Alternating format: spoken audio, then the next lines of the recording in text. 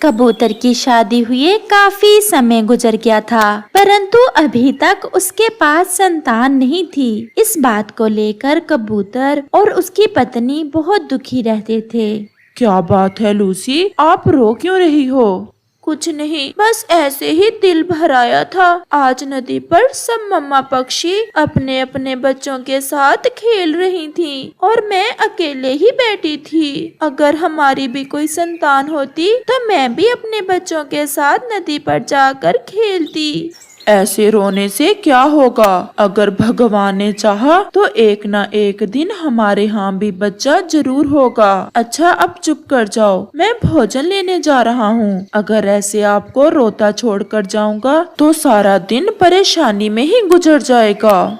जाएं और अपना ध्यान रखना। मैं घर की मरम्मत कर लेती हूँ। बारिशों का भी कुछ पता नहीं कि कब शुरू हो जाएं। फिर बंटू कबूतर भोजन लेने चला जाता है। बंटू भी हर समय दुखी जरूर रहता था, परंतु वो अपनी पत्नी के सामने जाहिर न करता, क्योंकि वो अपनी पत्नी को दुखी नहीं करना चाहता था। कबूतर, मुझे तो तुम पर बहुत दया आती है। इतना काम करते हो, घर भी पक्का बना लिया है, सब कुछ है तुम्हारे पास, परंतु किस काम का? अगर संतान ही ना हो तो? गोरी बहन, संतान का होना या ना होना पक्षियों के बस की बात थोड़ी है। मैं तो कहती हूँ तुम दूसरी शादी कर लो। ऐसा भी तो हो सकता है कि दूसरी पत्नी से तुम्हारे भी संतान हो जाए। मैं लूसी से बहुत प्यार करता हूँ, मैं ऐसा कैसे कर सकता हूँ? अपनी पत्नी पर सौतन कैसे ला सकता हूँ मैं? तो फिर ऐसे ही मर जाओगे और कोई तुम्हारा नाम लेने वाला भी नहीं होगा। बंटू कबूतर वहाँ से चला जाता है। कितना प्यार करता है ये कबूतर अपनी पत्नी से। और एक मेरा कालू है, कभी मुझसे प्यार से बात तक नहीं की। शाम को चिड़िया लूसी के पास आती है। लूसी बहन, कल आप मेरे साथ जाना, हम बुलबुल दी के पास जाकर आपका चेकअप करवाएंगे। मैंने सुना है बुलबुल दी के पास एक ऐसा फूलों का रस है जिसे पीने से मम्मा पक्षी को अंडा हो जाता है। सच चिड़िया बहन, आपने पहले क्यों नहीं बताया? अगर ऐसा है तो हम कल ही बुलबुल दी के पास चले जाएंगे। बंटू जब घर आए तो उससे पूछ लेना, मैं कल आऊंगी। फिर चिड़िया वहाँ से अपने घर चली जाती है। बंटू भी भोजन की खोज कर लेता है और वो भी अपने घर वापस लौटता है। सुबह रो रही थी और अब बहुत खुश लग रही हो। पत्नी जी, क्या बात है? आज रानो चिड़िया आई थी, वो मुझे बता कर गई है कि बुलबुल दी के पास कोई दवा है जिसे पीने से मुझे अंडा हो जाएगा। अच्छा, फिर तो बहुत खुशी की बात है। तो फिर कब जाना है बुलबुल दी के पास? कल जाऊंगी मैं चिड़िया बहन के साथ। और फिर मैं अपनी बेटी का नाम रखूंगा। और अगर हमारा बेटा हुआ तो मैं नाम रखूंगी उसका। वो ऐसे खुशी खुशी बातें करते करते सो जाते हैं। दूसरे रोज लूसी चिड़िया के साथ बुलबुल दी के पास जाती है। आपकी शादी को कितना समय गुजर गया है? एक साल हो गया है बुलबुल दी। बुलबुल दी, बताएं भी कि हमारी लूसी माँ बन सकेगी ना? मैं कैसे बताऊं चिड़िया, मैं ये कैसे बताऊं कि लूसी तो बांझ है और लूसी कभी माँ नहीं बन पाएगी। ये सुनकर लूसी के तो पैरों तले से जमीन निकल जाती है। ऐसा ना कहे बुलबुल दी, भगवान के लिए ऐसा ना कहे। आपने तो मेरी आशा ही तोड़ दी है। मेरी आशा तो बनी रहने दें। चिड़िया बहन, इससे तो अच्छा था कि मैं बुलबुल दी के पास ना ही आती। मुझे उम्मीद तो थी, आज तो मेरे पास कुछ भी नहीं रहा। चुप कर जाओ लूसी, चुप कर जाओ। ऐसे रोने से कुछ नहीं होगा। अगर ऐसे रोती रहोगी तो कैसे चलेगा? तो ले आई हो दवा बुलबुल दी से? क्या कहा बुलबुल दी ने? परंतु लूसी तो चुप थी, वो तो बस रोए ही जा रही थी। लूसी, क्या बात है, आप खामोश क्यों हो?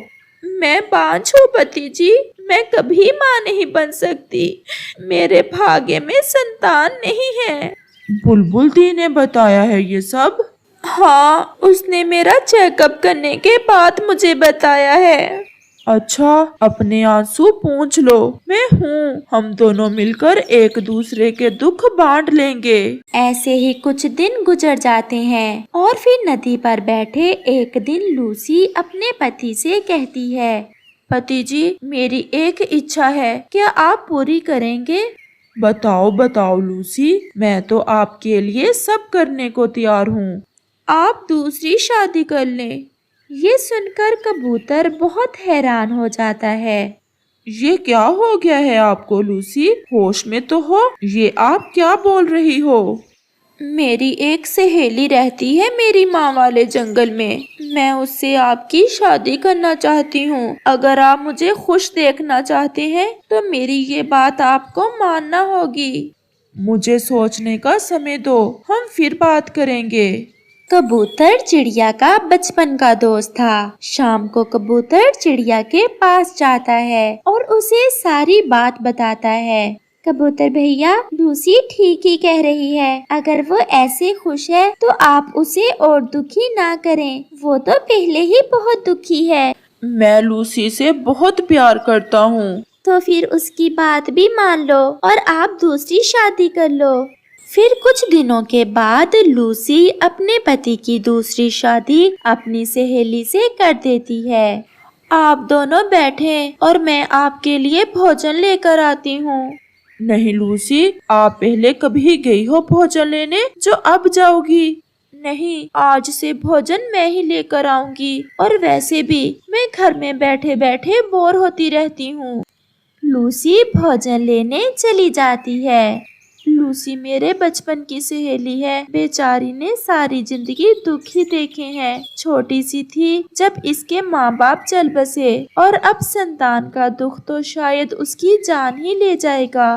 तो क्या सौतन ब्याह कर ले आई हो लूसी? मैंने अपने पति जी की शादी अपनी खुशी से की है। अंदर अंदर से खुश तो कबूतर भी बहुत होगा। उसे नई पत्नी जो मिल गई और थोड़े ही दिनों बाद तुम्हें निकाल देगा घर से। मेरे पति जी ऐसे नहीं है। तो फिर देखेंगे, थोड़ा इंतजार तो करो। कुछ दिन बाद कबूतर की नई पत्नी के यहाँ एक अंडा होता है, जिसे लेकर लूसी तो अंडे की सगी मम्मा से भी ज्यादा खुश थी। आज मैंने हर खुशी पा ली और मैं अपने इस बच्चे को अपने बच्चे की तरह ही प्यार करूंगी। मैं अपने बच्चे को साथ लेकर नदी पर भी जाऊंगी और खेलूंगी भी। हाँ लूसी, ये बच्चा आपका ही होगा और इसके पापा भी बहुत खुश होंगे इसे देखकर। पापा कबूतर भी घर आ जाता है। देखें देखें, हमारे घर कौन आया है? अंडा, हमारे घर में भी अब बच्चे होंगे। लूसी, हम मम्मा पापा बन गए। वो सारा परिवार बहुत खुश था और आज बहुत दिनों बाद वो सब खुश थे। जल्दी जल्दी से अंडे से बाहर आ जाओ मेरे बच्चे। मैंने पहले ही बहुत इंतजार किया है, अब मुझसे और इंतजार नहीं होता। लूसी, मैं बहुत दिनों से घर से बाहर नहीं गई। आज मेरा भी दिल कर रहा है कि थोड़ी देर के लिए घर से बाहर की हवा लूं। चलें, आप दोनों चलें, मैं भी जाता हूँ साथ। हम पहाड़ों पर जाते हैं। परंतु हमारा अंडा, हम कुछ ही देर में लौट आएंगे और अभी अंडे को गरमाइश की जरूरत भी नहीं है। फिर वो सब खुशी खुशी अपने घर से पहाड़ों की तरफ निकलते हैं। वो सब एक पेड़ पर बैठ जाते हैं। आपको याद है ना, अगर बेटा हुआ तो मैं नाम रखूंगी अपने बेटे का, और अगर बेटी हुई तो फिर मैं नाम रखूंगा। वो बहुत खुश थे, परंतु शायद अभी दुखों ने उनका पीछा ना छोड़ा था, क्योंकि एक तीर जो किसी शिकारी ने दूर से चलाया था कबूतर की तरफ तेजी से बढ़ रहा था, जिसे देख तुरंत लूसी अपने पति को दूसरी दिशा में धक्का दे देती है और वो तीर लूसी का सीना चीरता हुआ पार हो जाता है और लूसी मर जाती है। पापा कबूतर और मम्मा कबूतरी वहाँ से उड़कर थोड़ा दूर बैठ जाते हैं। ये क्या किया लूसी आपने? अपनी जान देकर मुझे क्यों बचा लिया? मुझे मर जाने देती। पति जी, शायद इसलिए कि लूसी आपको अपनी जान से भी ज्यादा प्यार करती थी, इसीलिए उसने अपनी जान देकर आपको बचा लिया। लूसी, मैं कैसे जी पाऊंगा आपके बिना? जालम शिकारी, तुम्हें क्या मिला? हमारा हंसता बसता घर तुमने उजाड़ दिया। फिर जब नदी पर बैठा बंटू कबूतर और उसकी पत्नी अपने सुंदर से बेटे के साथ खेल रहे थे, तो लूसी की याद कबूतर को तब भी सता रही थी, जो अब समय के साथ साथ थोड़ा कम हो गई थी, क्योंकि दुख और सुख जीवन का हिस्सा है। जग्गू के पापा, मैं आज घोंसले की मरम्मत कर लेती हूँ और आप जाएं और मेरे और जग्गू के लिए भोजन ले आएं। भोजन तो मैं ले आता हूँ, परंतु आज शाम मैं थोड़ा देर से आऊँगा। फिर कालू कौवा वहाँ से चला जाता है। कालू कौवा पहले तो कोई काम ना करता था, परंतु अब वो कुछ ना कुछ करने लग गया था। वो तो धूप में भी उड़ा जा रहा था और फिर वो नदी पर जाकर बैठ जाता है। आज तो कुछ समझ नहीं आ रहा कि किस दिशा में जाऊं, न जाने भोजन कहाँ से मिलेगा। कौवा ऐसे सोच रहा था कि पास में ही कौवे की नजर एक झाड़ी में जाती है, जिसमें एक तरबूज फंसा हुआ था। भोजन तो मेरे पास ही पड़ा है और मुझे पता ही नहीं, शायद ये तरबूज नदी के पानी में बहते हुए आया होगा। कौवा वो तरबूज बाहर निकाल लेता है। वो घर जाने ही वाला था कि वहाँ एक बहुत सुंदर कौवी आ जाती है। मेरा नाम गुलाबो है। मैं उड़ते उड़ते नदी के उस पार जा रही थी कि मेरी नजर आपकी चोंच पर पड़ गई। क्या हुआ? क्या हुआ है मेरी चोंच को? कितनी तेज है आपकी चोंच और आपका रंग भी कितना गहरा काला है। ऐसा सुंदर काला कौवा हमारे जंगल में तो कोई भी नहीं। अपनी इतनी तारीफ सुनकर कालू कौवा बहुत खुश होता है। एक आज आपने इतनी तारीफ की मेरी, और एक मेरी माँ किया करती थी। क्यों जी, आपकी पत्नी नहीं है क्या? है, पत्नी तो है, परंतु कभी उसने मेरी चोंच और गहरे काले रंग पर ध्यान ही नहीं दिया। मेरा घर दूसरे जंगल में पहाड़ों के पास है। अगर कभी उधर आए तो जरूर मिलने आना। आपको अपने जंगल की सैर करवाऊंगी मैं। अरे ये क्या, ये तरबूज किसका है? अपना ही है, और किसका है? मुझे भी तरबूज बहुत पसंद है। एक बार मैंने खाया था और उस दिन से आज तक तरबूज का स्वाद याद है मुझे। ये तरबूज आप ले जाएं। मेरा तो पूरा खेत है ऐसे तरबूजों का, मैं और ले आऊंगा। अगर आप जिद कर रहे हैं तो मैं ले जाती हूँ, परंतु मैं इंतजार करूँगी तुम्हारा। अब मैं जाती हूँ। वो जाते जाते फिर से रुकती है। ये गहरा काला रंग आपका अपना ही है ना, या फिर नकली रंग लगवा रखा है? माँ कसम, मेरा अपना ही है। कहो तो नदी में छलांग लगा कर दिखाऊं? कौवा तो सच में नदी में छलांग लगाने ही वाला था कि गुलाबो उसे रोक देती है। ना ना, नदी में छलांग ना लगाना, मुझे पूरा विश्वास है ये रंग आपका अपना ही है और चोंच भी तो इतनी तेज है। ऐसा कहते हुए गुलाबो कौवी वहाँ से चली जाती है। अगर मैं इतना ही सुंदर हूँ तो गोरी ने कभी मुझे ऐसा क्यों नहीं कहा? मैं भी कितना सीधा कौवा हूँ, इतना सुंदर हूँ और मुझे पता ही नहीं। शाम भी हो जाती है। कौवे का तरबूज तो वो गुलाबो कौवी ले उड़ी थी और कौवे को खाली पंखों ही लौटकर घर वापस जाना पड़ता है। अरे कालू, ऐसे खाली पंख ही घर लौट आए? मैं सुबह से काम कर रही हूँ और तुम मेरे लिए कुछ भी नहीं लाए। जग्गू के लिए तो कुछ ले आते। जंगल में भोजन की बहुत कमी है, नहीं मिला कुछ। मैं कहाँ से ले आता? कल ले आऊंगा। तो हम क्या आज भूखे ही सोएंगे? मुझे खा लो, अगर मुझे खाने से तुम्हारा पेट भरता है तो। उस गुलाबो कौवी ने कालू की थोड़ी तारीफ क्या कर दी। कालू का तो आज रंग ही बदला हुआ था। आज किसे पागल बनाया है? अब तो रोज ही वो कौवा मेरे लिए रंग रंग के भोजन लेकर आया करेगा। है तो थोड़ा बुढ़ा बुढ़ा कौवा, परंतु जब मैंने उसकी तारीफ की तो ऐसे खुश हो रहा था जैसे 16 साल का कौवा हो। अच्छा पति जी, कल अगर वो मेरे लिए कुछ खाने को लेकर आए तो आप थोड़ी देर के लिए कहीं चले जाना। मैंने उसे ये नहीं बताया कि मेरा पति जी भी है। उसे अच्छे से अपने जाल में फंसाओ और फिर खत्म होगी हमारी भोजन की चिंता। फिर वो दोनों मजे से तरबूज खाते हैं। अगले रोज चिड़िया कव्वे के घर आती है। कव्वे भैया, मैं आज मैदान की दिशा में जा रही हूँ। सुना है वहाँ चनों की फसल है। अगर आपने जाना है तो चलो मेरे साथ। जाओ जाओ कालू जी, हम तो कल से भूखे हैं। मैंने कौन सा कुछ खाया है, मैं भी तो भूखा ही हूँ। चिड़िया ज्यादा दूर तो नहीं जाना। नहीं नहीं कव्वे भैया, ज्यादा दूर नहीं जाना। फिर कौवा और चिड़िया वहाँ से चले जाते हैं। कौवा चिड़िया के साथ जा तो रहा था, परंतु कौवे का ध्यान गुलाबो कव्वी की तरफ ही था। वो सोच रहा था कि उसे तो आज गुलाबो ने बुलाया था। फिर उड़ते उड़ते कौवा एक जगह रुक जाता है। क्या हुआ कव्वे भैया, इतनी जल्दी ही थक गए? अभी तो हम थोड़ा ही दूर आए हैं।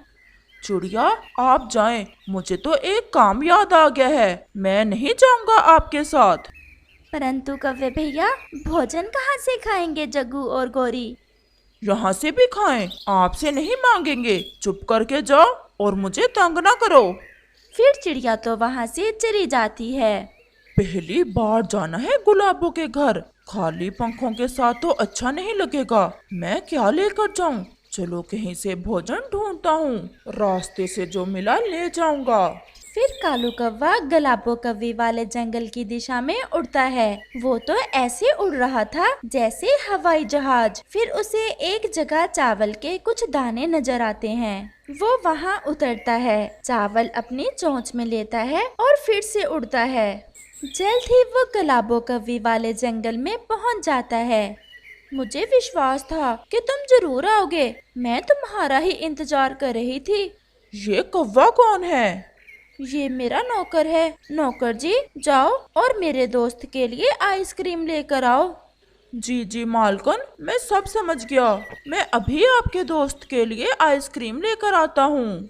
फिर गुलाबो का पति, जो कालू के सामने उसका नौकर बन गया था, वहाँ से चला जाता है। ये चावल के दाने हैं, बहुत स्वादिष्ट हैं। आप लाए हैं तो स्वादिष्ट तो होंगे ही। लग रहा है आज तो अच्छे साबुन से नहा कर आए हो। आज तो कल से भी ज्यादा काले दिख रहे हो। कालू यही तो सुनना चाहता था। अगर मैं तुम्हारी पत्नी होती तो कभी तुम्हें अकेले कहीं जाने न देती, हर समय साथ ही रहती आपके।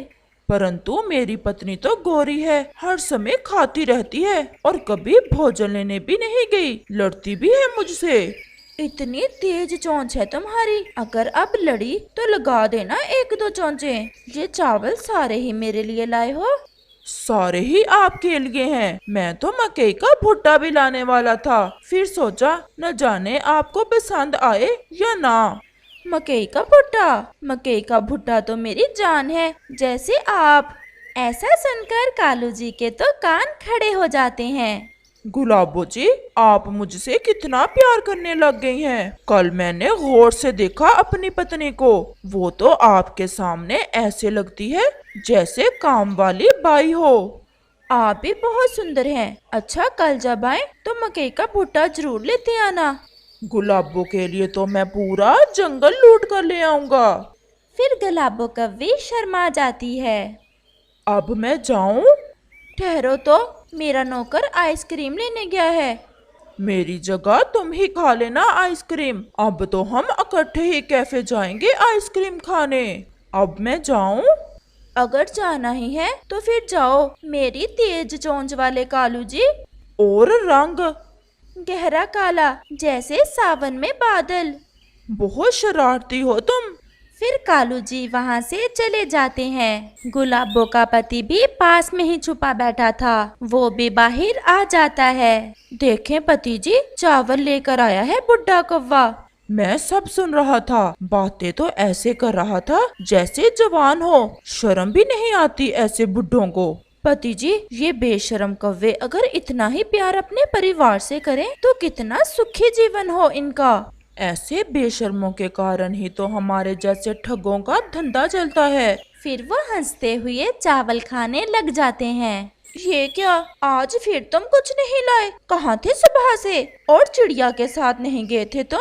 चुप चुप कर जाओ। अब अगर बोली तो ऐसी चोंच लगाऊंगा कि भूलोगी नहीं। चल जग्गू, हम किसी से कुछ मांग कर खा लेते हैं, अब भूखे तो नहीं मरना हमें।